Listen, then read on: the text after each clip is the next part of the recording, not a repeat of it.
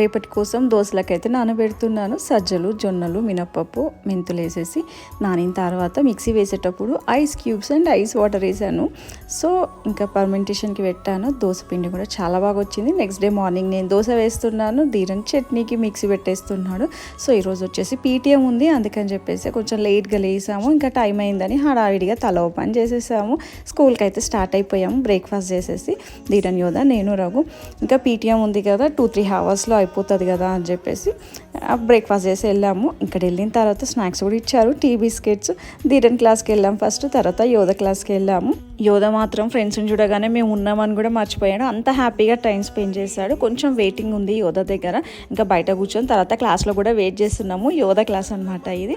So ఇద్దరిది అయిపోయి ఇంక ఇంటికి వస్తే స్టార్ట్ అవ్వాలి. అప్పటికే లేట్ అయ్యింది, ఆకలేస్తుంది. 12:30 అలా అయ్యింది. ఇంటికి వచ్చి ఫాస్ట్గా కుక్ చేయాలని చెప్పేసి అన్నం, పప్పు, వడి ఫాస్ట్గా అవుతుంది, టేస్టీగా ఉంటుంది.